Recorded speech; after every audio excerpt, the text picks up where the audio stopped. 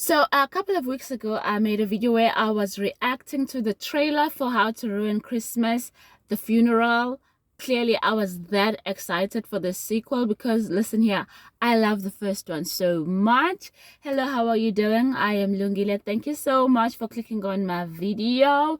So yes, today I want to talk about How to Ruin Christmas, The Funeral. I want to talk about the storyline and a lot of things that we can learn from this storyline. Like there is a lot that we can take away from this comedy that was actually funny, because South Africa is trying to do comedies, but over the past couple of years we just not funny, or rather they are not funny to me. Okay, let's get straight into it. So of course it's a year later and oh my god, a lot has changed for both the sellers. Actually, nothing much has changed for the sellers. They still got succulent even. So nothing has changed, or not much has changed for the sellers, but for the Twalers, a lot has changed. So after the wedding, Sbu and Beauty, they moved to London. So this Christmas, they're flying back home, and you can just tell that there is some type of tension, going on in their relationship. Tumi and Kaya are living together now, all domesticated and ish and stuff like that. And Kaya has a whole 13-year-old daughter that apparently Tumi didn't know about, and she was surprised when she found out about said daughter, but I think she handled it pretty well, I think. I don't know. Gogo Twala is sick. She got cancer. Okay.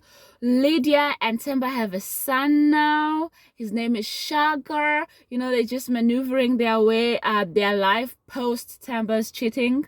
Remember, on the first one, Temba slept with Tumi, Yana, the new baby, and Valencia as your mother-in-law.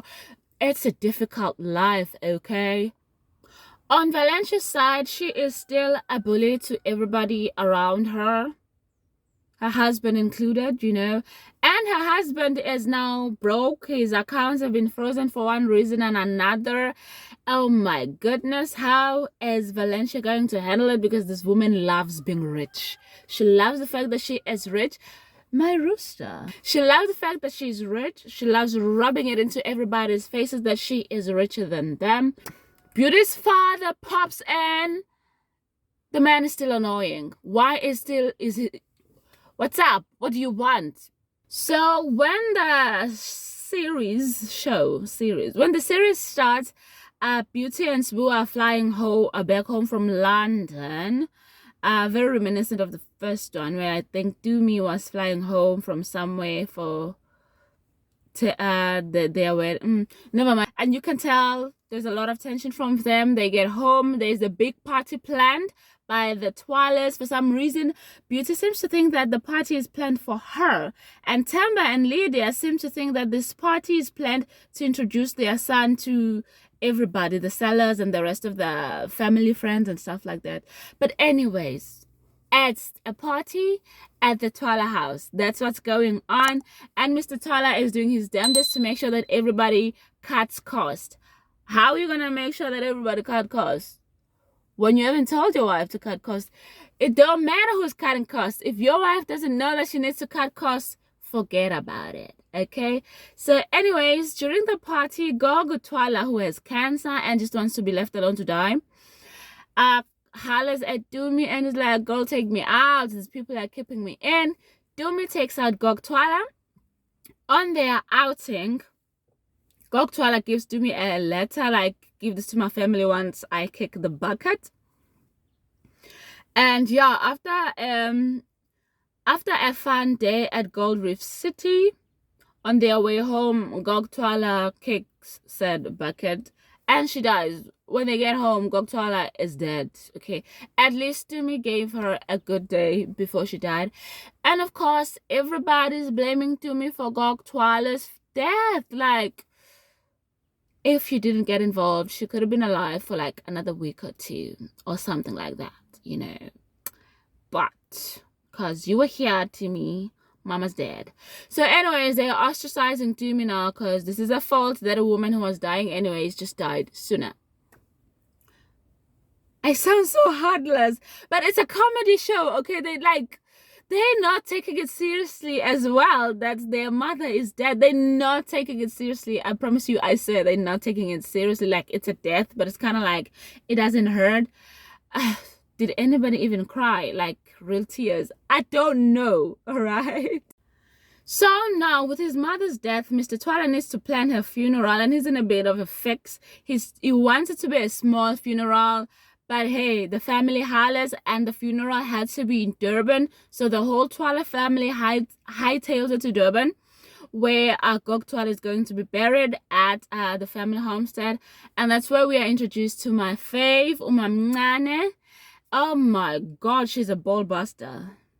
She is a ball buster. She's not coddling anybody. She's a straight talker, a sharpshooter, and she made Valencia miserable. The same thing that Valencia was doing to her daughter-in-law, both daughters-in-law really, Mamncane was doing it to Valencia, darling. Yes, Valencia, you're not the queen, you're just the queen. Mamncane is the queen, darling. Gosh, she's vurvaying everybody.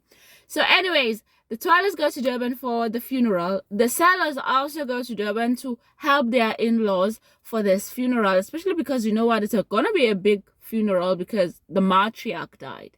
That type of thing should happen when like the family matriarch passes on. Dumi also goes to Durban for a different purpose.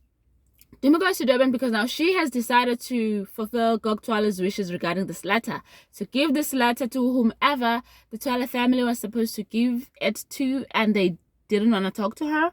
So yes, and that's when we are introduced to Lekeke, the strip joint. Who came up with that name? A strip joint in Durban named Lekeke. I'm loving it, okay?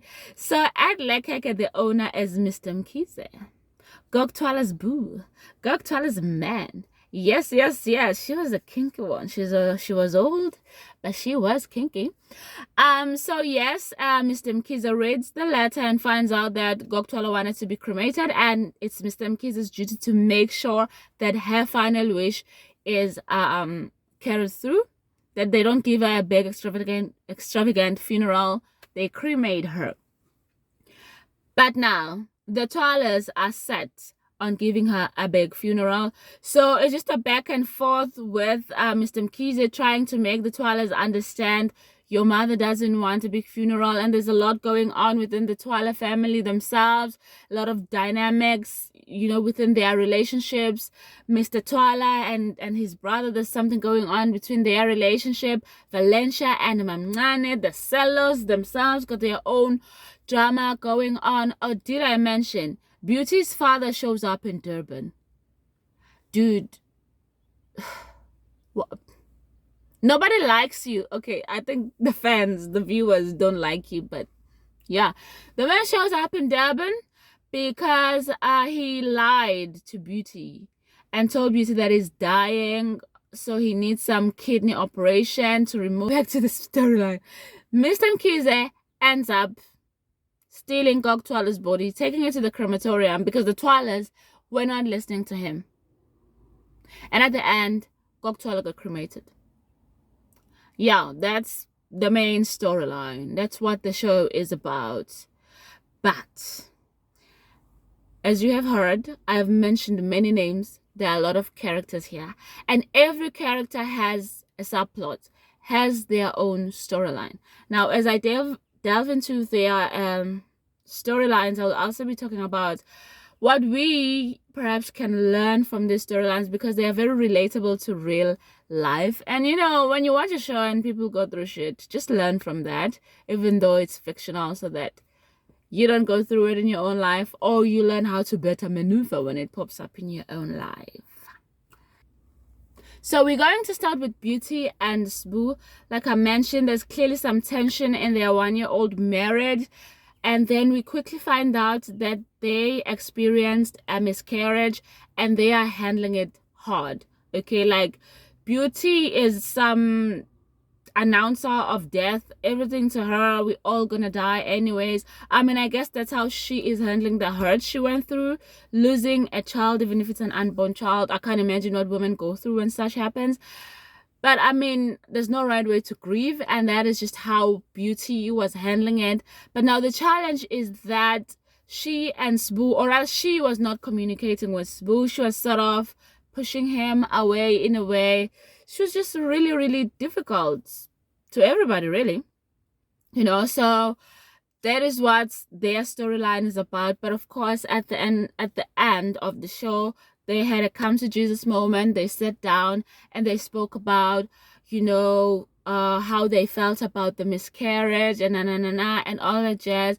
And I feel like the one thing that is mostly important in every relationship, and that is the overarching message of this whole show, is that in a family, in a relationship, communication is very important. All right, like if they were speaking to one another, telling each other their feelings from the get-go, they could have grieved together instead of Beauty just acting funny. But like I mentioned, there's no right way to grieve. But as long as at some point you recognize that I am hurting so badly, I need you now, and I think they reached a moment like that at the end of the show, and they agreed that yes, we need therapy. Next, we got Dumi and Kaya. God damn it, like I mentioned, they're living together. Dumi is looking somewhat domesticated. They are in an exclusive, committed relationship with each other. Kaya's daughter pops in to visit very regularly. Dumi and the daughter get along. I mean, how can anybody not get along with Dumi? She's so cool, man. Is she? To everyone? So anyways, Kaya has expectations, whether he has voiced them or not, but he has expectations that he and Dumi are gonna build a family together. They're gonna get married and just go forward together in their relationship. And Dumi is feeling some type of pressure, kind of like it's moving too fast and she's not ready for it, especially after she found the ring that Kaya had hidden somewhere in the house.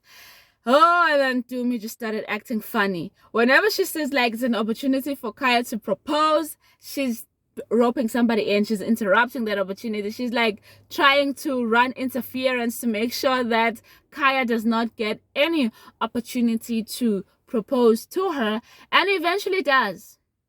Outside the crematorium, out of all places, he proposes to her, because he did follow her to Durban. He proposes to her outside the crematorium, and she said yes. But later on, before the show ends, she changed her mind, and she felt that she was not herself in this relationship, that she was just morphing to be this woman that Kaya wants, this woman that is just going to be perfect and fit into Kaya's life. Now, what we can learn from this is, number one, don't ever lose yourself trying to please somebody. Don't ever lose yourself to fit into any mold for a relationship, for a person. Yes, there are compromises to be made. There are adjustments to be made, but do stay careful and ensure that you do not lose yourself. And what we can learn from Kaya is choose wisely when you're choosing somebody to be your life partner. How in the heck did he think he could wife somebody like Dumi? And even Dumi's aunt asked him, out of all women, you chose this one. You chose Dumi. Like, Dumi is a wild one. Whether she will ever tone down, settle down, it remains to be seen. Maybe she never will, And in the first series, The Wedding, it seemed like Kaya was wild as well. It seemed like he and Dumi were kindred spirits, one and the same. So it is possible that in a relationship, you can outgrow your partner as well, which is potentially what happened between Kaya and Dumi. So choose wisely when you're choosing somebody that you will start a life with. Some people will never grow up. But the bitch of it is you never know whether the person you're with is the one to grow up or not. So good luck to you. So next we have Lydia and Tamba. So they are maneuvering their life with a newborn baby, and I think they're doing very well. Their communication is very good. Like I mentioned before, they're going through therapy because of Tamba's cheating. But it's just also helping them to communicate very good. Lydia is able to voice her grievances regarding Themba's mom's overbearing nature, and Valencia is a monster in the, like, she feels the need, darling, to say and give advice and commands and demands in how Lydia should be raising her child. Okay, I mean, Valencia goes as far as making comments about the way Lydia is dressed. Excuse you, can you not?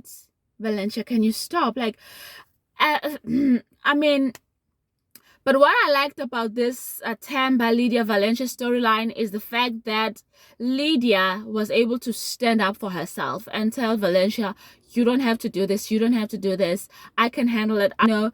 And number two, Themba also stood up at some point for Lydia against his mother. And number three, my favorite part of them all, with them moving to Durban in preparation for the funeral, Valencia was given a taste of her own medicine when Mamncane was vurvying her, okay, showing her who the main queen bee is in this homestead. My God, Mamncane was monster-in-law to Valencia, and Valencia had an epiphany. Like, she had that moment when she's like, oh my God, what Mamncane is doing to me is exactly what I am doing to my daughters-in-law, you know. And yeah, she brought herself to a humble point and went to speak to Lydia and sort of apologize to Lydia for the way that she was talking and conducting herself towards her. So I like that very much with this Lydia Valencia Themba storyline. But like, and on the real though, with mothers-in-law, why do mothers-in-law feel the need to interfere in their grown children's lives? Why do you feel the need to approve everything between your son and your sons? I'm talking about monsters-in-law here. If you're just your good, happy mothers-in-law, and I know there are a lot like that, kudos to you, mommy. Continue and teach your peers as well how to be a good mother-in-law. But to the monsters-in-law, what makes you think that your approval is required, needed, or necessary? What makes you think so? Like, if you don't approve of your daughter-in-law, tough. Your son chose that woman. You just have to live with it.